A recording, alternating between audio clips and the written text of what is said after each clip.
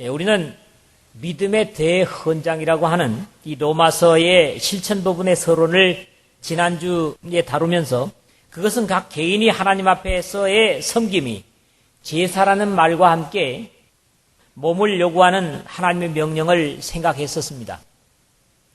오늘 읽은 본문은 하나님과 나 개인의 관계 속에서 확대돼서 교회, 즉 주님의 몸이라고 하는 교회 속에서 하나님의 백성들의 지체로서의 섬김의 자세를 다루고 있는 그런 내용입니다.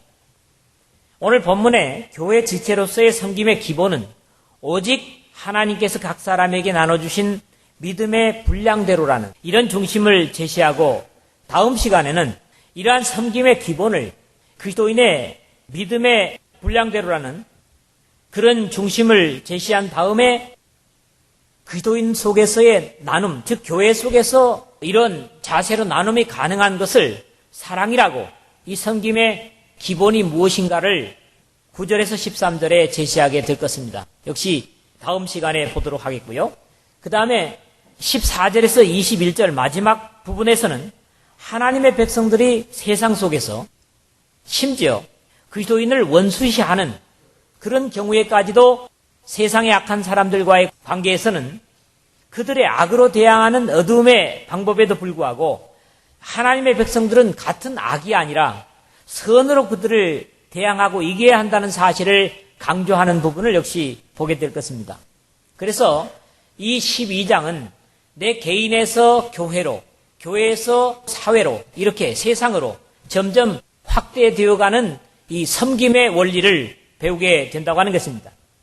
과거의 율법 시대에는 눈은 눈으로, 이는 이로라고 하는 그런 대응 방법은 완전히 바뀌었음을 확인하게 된 것입니다. 왜 1세기에 그리스도인들이 자신의 목숨을 포기하면서까지 무저항주의의 선한 투쟁을 했는가 하는 해답을 우리가 이런 말씀 속에서 찾게 됩니다.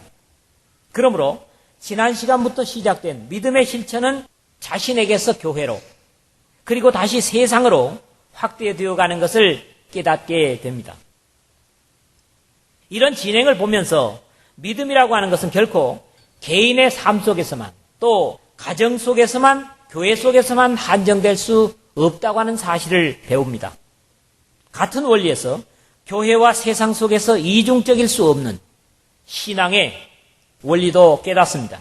하나님과 나 자신과의 거듭난 삶의 원리는 나의 형제 그리고 나의 자매들과 함께 나누어지고 그러한 나눔이 불신의 세상 속에서도 역시 드러나게 되는 것을 보는 겁니다. 이러한 진리의 가르침은 교회와 세상 속에서의 각각 양립할 수 없는 이중적인 삶이 될 수 없다고 하는 사실을 또한 배웁니다. 즉 교회 속에서와 세상 속에서의 각각 다른 두 가지의 원리로 살아가는 것이 아니라 하나의 원리, 그리스도의 십자가의 사랑과 희생의 원리로 교회에서도 가정에서도 세상 속에서도 살 수밖에 없다고 하는 이런 하나의 삶의 원칙을 제시하는 데서 대단히 중요하다고 봅니다. 한 세 부분으로 나눠서 생각을 하겠는데 첫째 부분은 본문 3절입니다. 내게 주신 은혜대로 권면하고 섬겨야 한다고 하는 것이 첫째입니다. 언뜻 우리가 쉽게 지나갈 수 있는 부분이지만 대단히 중요한 그런 내용이 되겠습니다. 바울 사도는 로마에 있는 그리스도인과 오늘 우리 모두에게 먼저 자신의 받은 은혜와 경험을 바탕으로 교회의 지체로서의 섬김을 교훈해주고 있습니다. 내게 주신 은혜로 말미암아 너희 중 각 사람에게 말하노니 사실 하나님으로부터 받은 은혜가 없이는 은혜를 끼칠 수도 교훈을 줄 수도 없는 것이 그리스도의 피로 세워진 교회 속에서의 지체 상호 간의 관계입니다. 나 자신이 받고 경험한 것이 있어야 그 감격과 기쁨을 가지고 남이 받은 은혜에 참여하고 권면할 수 있다는 말씀입니다. 이러한 바울의 자세는 그의 써서 보내는 서신들마다 나타나고 있는 것을 읽게 되는데요. 그로 말미암아 우리가 은혜와 사도의 직분을 받아 이것은 이 로마서를 시작하면서 1장 5절에서 바울 사도가 고백했던 것이고요. 내게 주신 하나님의 은혜를 따라 역시 고린도전서 3장 10절에 같은 고백입니다.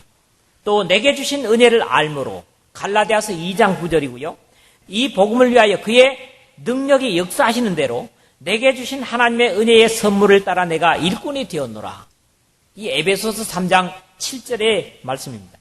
내가 받은 은혜가 있어야 너에게 주신 은혜도 인정하게 되고 같은 성령 안에서 교통이 이루어질 수 있기 때문입니다.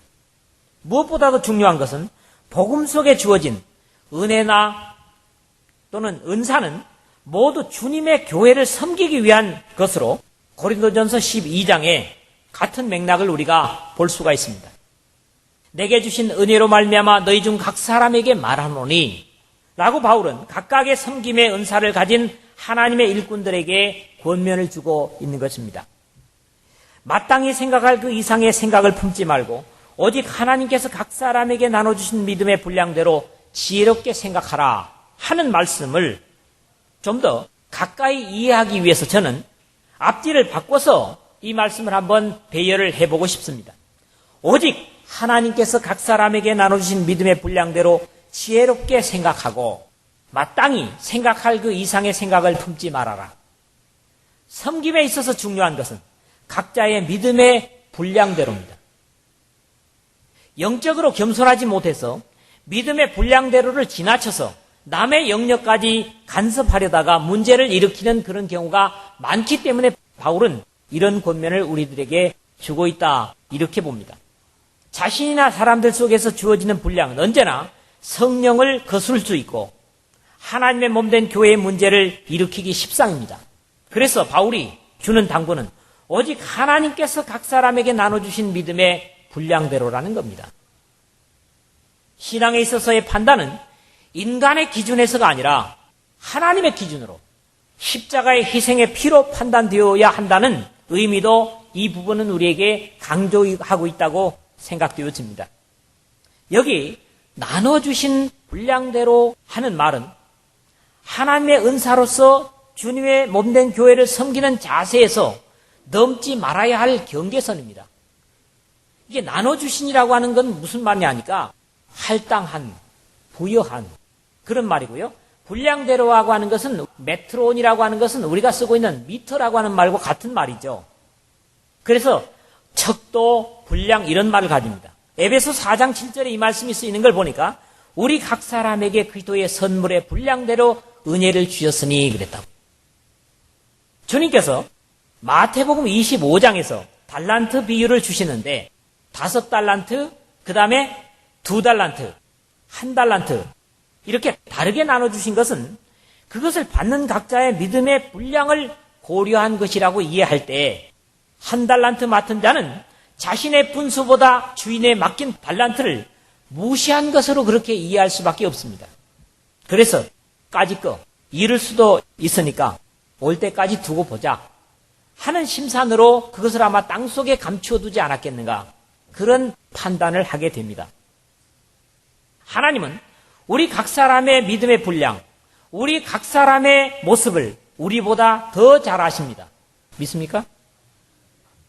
특히 믿음의 분량대로 지혜롭게 생각하라 그랬는데 여기 지혜롭게 생각하라고 하는 말도 의미를 찾을 필요가 있어요.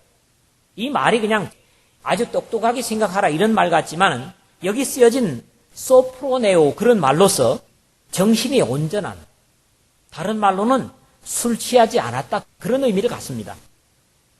마가복음 5장 15절에 이 말씀이 쓰이는 걸 보면 군대 귀신이 들렸다가 정신이 온전해진 사람이 옷을 챙겨 입었을 때 그때 온전한 정신이라고 하는 표현으로 이 말씀이 쓰여지고 있는 것을 봅니다. 사람이 영육으로 온전하고자 한다면 하나님의 성령으로 채워져야만 합니다. 그럴 때 비로소 하나님과 사람을 다 바르게 이해하게 되기 때문에 바울은 이런 당부를 주고 있다 그렇게 믿습니다. 같은 표현들을 참고하면 오직 주께서 각 사람에게 나눠주신 대로 하나님이 각 사람을 부르신 그대로 행하라. 고린도전서 7장 17절에 남녀의 문제를 얘기하면서 그렇게 바울 사도는 당부를 하고 있고요. 그러나 우리는 분량밖에 자랑을 하지 않고 오직 하나님이 우리에게 분량으로 나눠주신 그 분량의 한계를 따라 하노니 고린도후서 10장 13절에서 하나님께서 우리에게 나눠주신 그 분량의 한계를 따라서 나는 한다. 이렇게 말합니다. 에베소서 4장 7절의 한 군데를 보면 우리 각 사람에게 그리스도의 선물의 분량대로 은혜를 주셨으니 그렇게 말합니다. 그러므로 하나님께서 여러분 각자에게 나눠주신 분량이 다 다르다는 겁니다. 이런 한계를 넘어서는 것은 모두 마땅히 생각할 그 이상의 생각을 품는 것이 됩니다. 오직 하나님께서 각 사람에게 나눠주신 믿음의 분량을 지키며 겸손으로 자기의 역할을 감당할 때 주님의 영광을 찬양케 되고 다른 이들에게도 눈살을 찌푸리지 않도록 서로의 은혜를 감사하며 일하게 될 것이다. 이런 말씀이죠.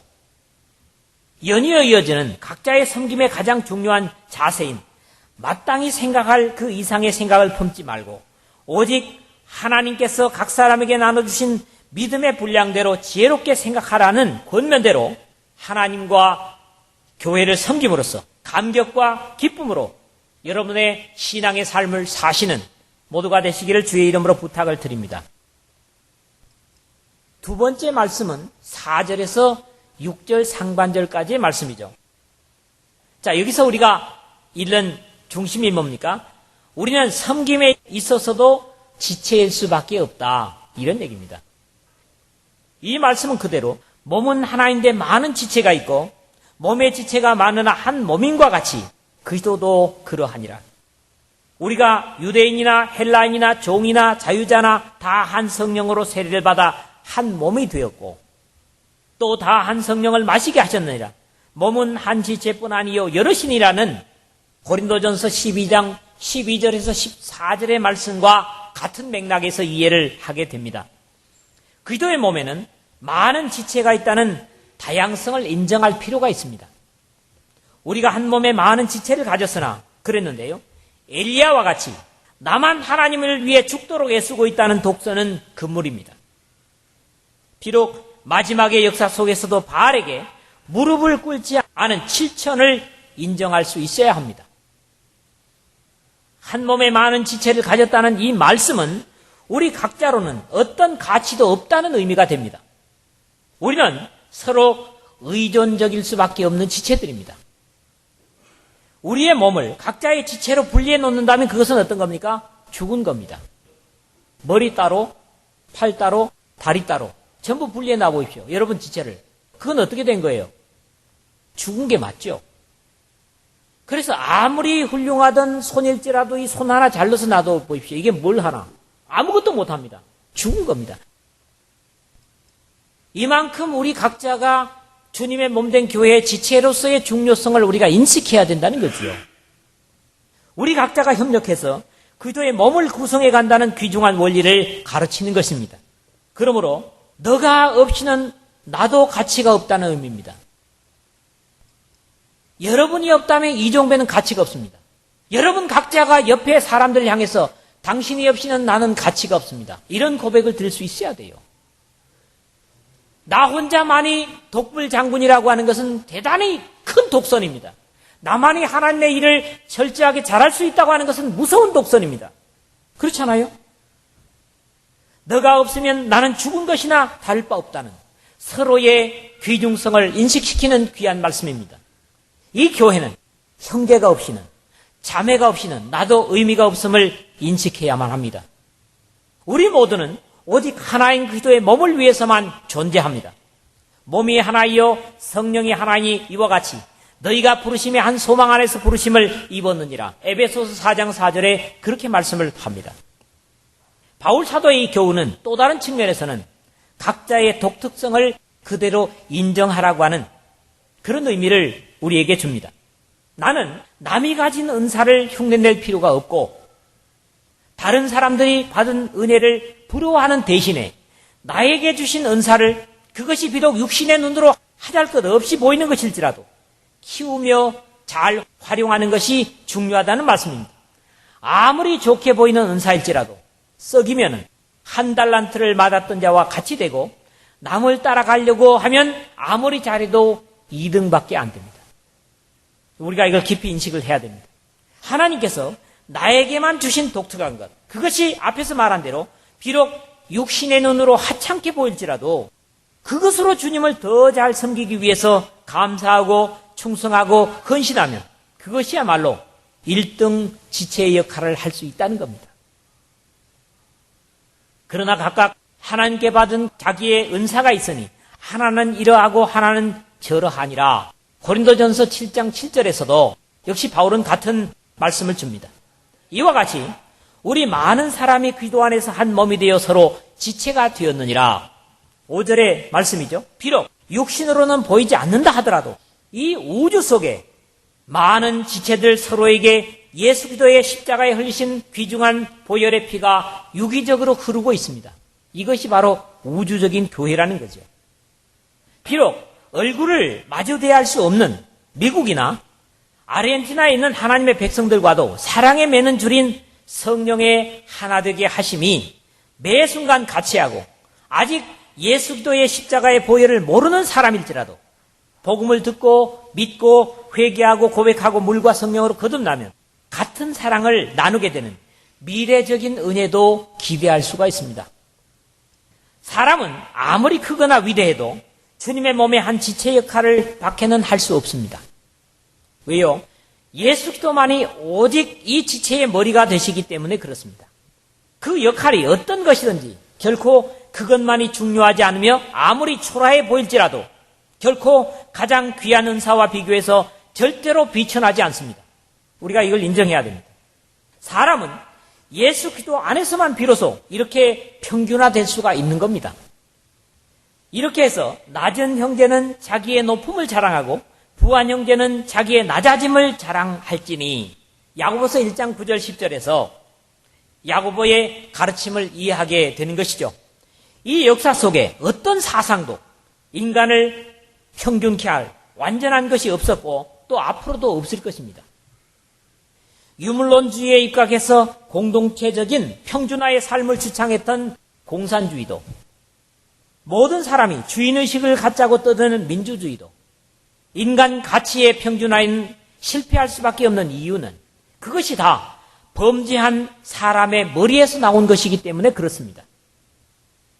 사람이 가장 평등을 누릴 수 있는 비결은 그리스도의 피를 힘입고 거듭난 하늘의 공동체인 교회밖에 없습니다.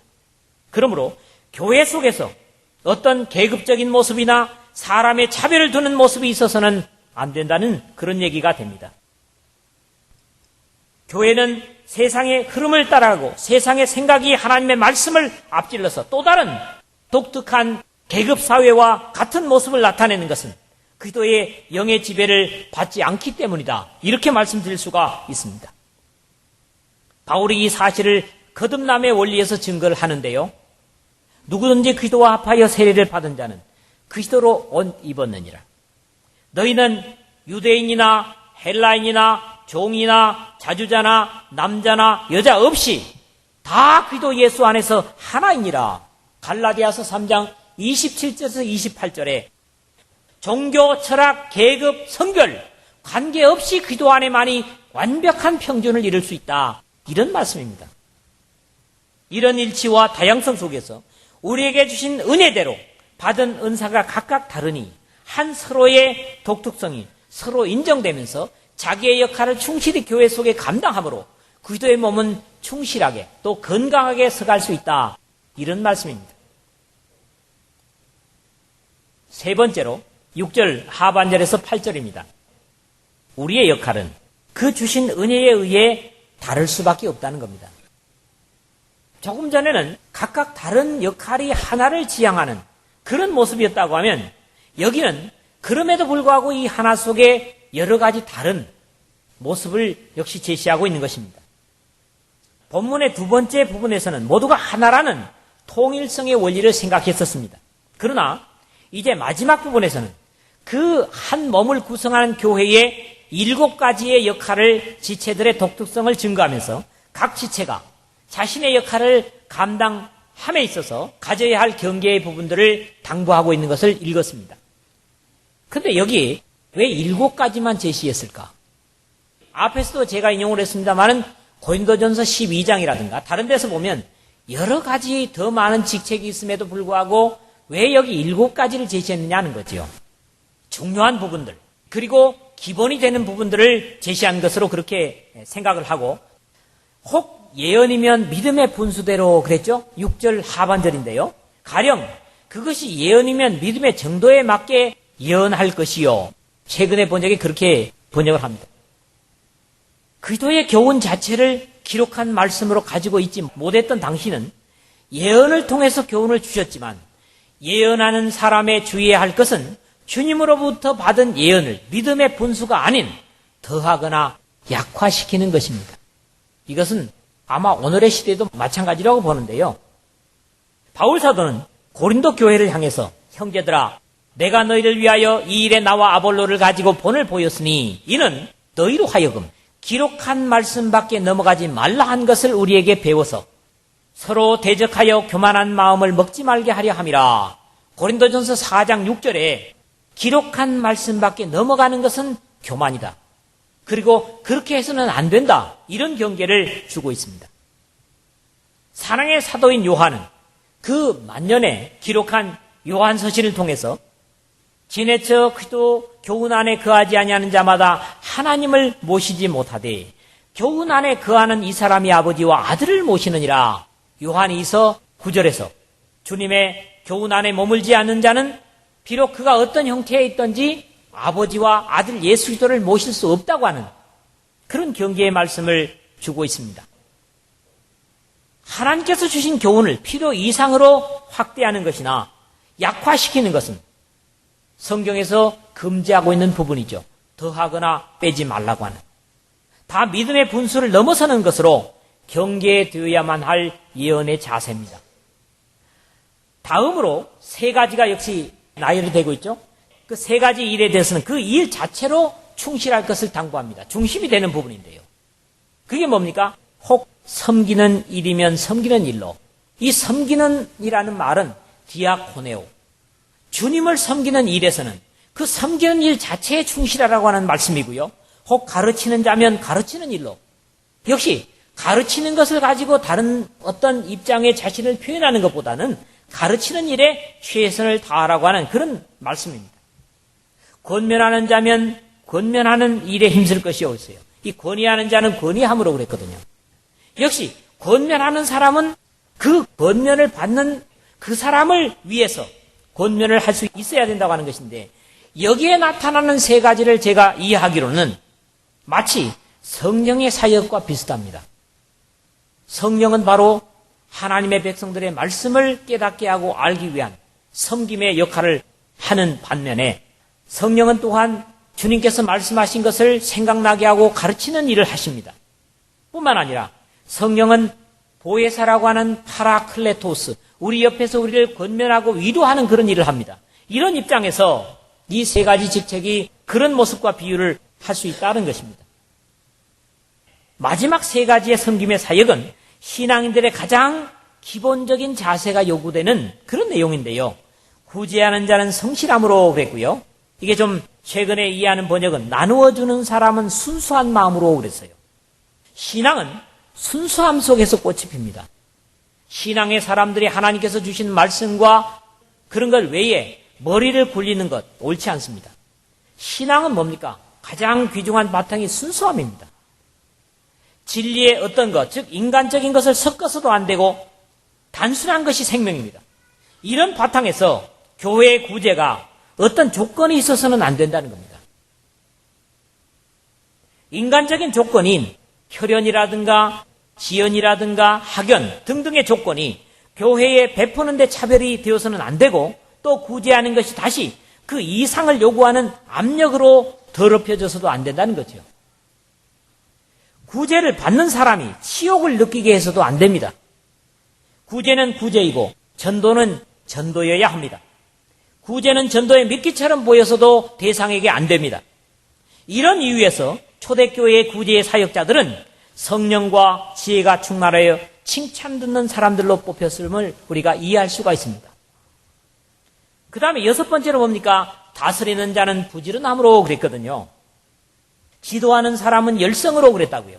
신앙은 게으른 자들은 절대로 잘할 수 없습니다. 신앙하는 사람, 신앙을 잘하는 사람일수록 부지런한 사람들입니다. 게으른 사람은 절대로 신앙 잘하지 못합니다. 앞에 서는 지도자들은 특히 지도를 받는 사람들에게 열심과 충성이 먼저 보이는 교육이 되어야 하고 열심과 진심이 어린 모습이어야 성령이 역사하고 배우는 자들에게 확신을 끼칠 수 있습니다. 이래서 앞에 세우는 자들이 중요하다는 것이죠. 7번째는 긍휼을 베푸는 자는 즐거움으로 할 것이니라 그랬죠. 자선을 베푸는 사람은 기쁜 마음으로 일을 해야 합니다. 표준세번역이 그렇게 번역을 합니다. 신앙의 가장 보편적인 선물은 뭡니까? 기쁨입니다. 상황과 사람의 관계없이 믿음으로 인해서 가질 수 있는 건 뭡니까? 기쁨입니다. 그런데 우리가 일하는데도 이 기쁨을 가질 수 있어야 되는 거죠. 그러므로 이 마지막의 부분은 앞에 모든 것들의 총체적인 그런 의미를 가질 수도 있다고 보는 겁니다. 마찬가지로 교회에서 영육의 불행을 겪는 사람들을 돌보는 일은 기쁨과 확신으로 이루어지지 않으면 오히려 대상에게 괴로움을 줄 수도 있습니다. 많은 불행에 있던 사람들이 건전치 못한 종교에 인도되면 또 다른 올무로 작용하는 것을 우리는 보기 때문입니다. 때문에 베드로 사도를 통해서 주는 교훈은 각각 은사를 받은 대로 하나님의 각양 은혜를 맡은 선한 청지기 같이 서로 봉사하라.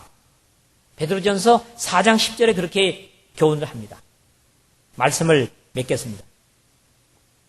교회 속에서 우리는 오직 하나님께서 각 사람에게 나눠주신 믿음의 분량대로 지혜롭게 생각하고 마땅히 생각할 그 이상의 생각을 품지 말라는 겸손의 자세를 듣습니다.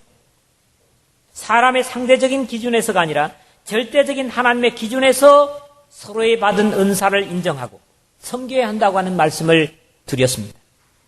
우리 각자는 아무리 훌륭한 은사를 인격을 소유했다고 할지라도 각자로서는 가치가 없다.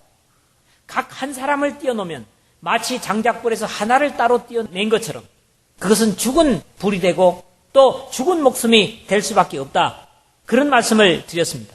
주님과 그의 백성들을 섬기지 않을 때는 의미가 없으므로 서로 협력할 때 몸의 역할을 비로소 감당하게 된다. 그런 말씀을 2번째로 드렸습니다. 뿐만 아니라 우리 각자가 은사를 맡은 자로 그 맡은 것에 최선을 다할 때만 온전한 그리스도의 몸을 이루고 세상에서 죄와 대항하여 싸울 때에 이길 수 있는 힘을 교회 속에서 받을 수 있다고 하는 겁니다. 하늘로부터 주어진 은사는 성령과 함께 하늘의 기준에서 다루어지고 각자의 지체의식과 협력해서 온전한 몸을 이루어 주님께 영광이 되고 나도 너도 영광과 감격으로 섬기게 됨을 배우는 것입니다. 오늘 우리의 교회 속에서도 너가 없는 나는 있을 수 없고 너가 없는 나는 죽은 목숨이다. 이런 정도의 강한 지체의식을 가지고 그리스도의 몸을 구성하고 있다는 확신을 가질 때 우리는 비로소 교회의 교회됨을 나타내게 될 것이고 교회는 보다 아름답고 주님께서 보시기에 복스러운 그런 그리스도의 신부의 모습을 갖춰갈 것이다. 그런 말씀입니다. 여러분 모두가 이 말씀에 순종하는 그런 은사로서의 사역을 감당하고 그럼으로써 우리 모두가 섬기는 교회가 또한 아름다운 모습으로 주님께 영광을 돌릴 수 있기를 주님의 복되신 이름으로 부탁을 드립니다.